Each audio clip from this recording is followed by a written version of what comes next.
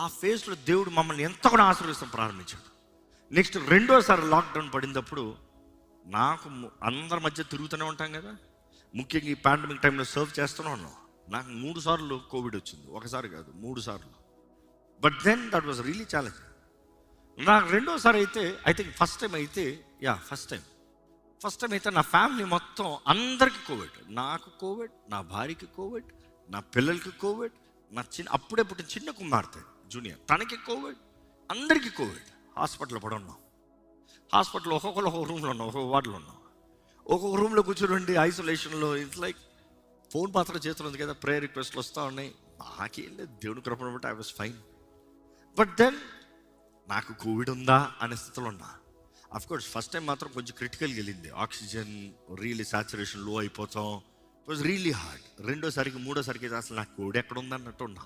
But then ఆ first టైంకి ఈ మెసేజ్ చూస్తూ చాలామంది మెసేజ్ చేసేవారు, అయ్యా మాకు ఈ కోవిడ్ వచ్చింది, మా కొరకు ప్రార్థన చేయండి. వారి కొరకు అదే స్థితిలో నేను ఉండి వారి కొరకు ప్రార్థన చేస్తాం ప్రారంభించా. కానీ సివియారిటీ పెరిగేటప్పటికి కొన్ని ప్రార్థనా భారాలు చూసినప్పుడు మౌనంగా కూర్చోలేకపోయాం. ఇట్ వాజ్ సేమ్ ఇదే వాక్యము మాకు రింగ్ అవుతూ ఉంటుంది. ఏంటంటే ఒక తల్లి అయితే, లిటరల్గా ఒక తల్లి అయితే రోడ్డు మీద నుండి ఎవరిదో ఫోన్ తీసుకుని చేసింది, అయ్యా ఇదిగో నా కుమారుడు తీసుకొచ్చాడు, నన్ను రోడ్డు మీద దింపేశాడు, వెళ్ళిపోయాడు. ఎందుకమ్మా?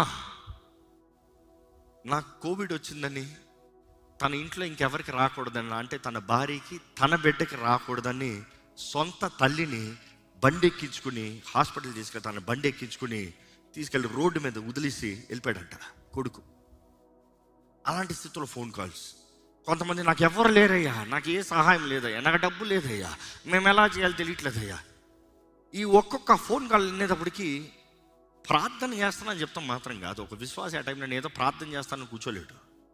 What can we do? ఏం చేయొచ్చు, ఎలా చేయొచ్చు? ఆ టైంలో మీకు గుర్తుంటే బీసోస్ అని బస్సులు లాంచ్ చేసాం, గుర్తుందా?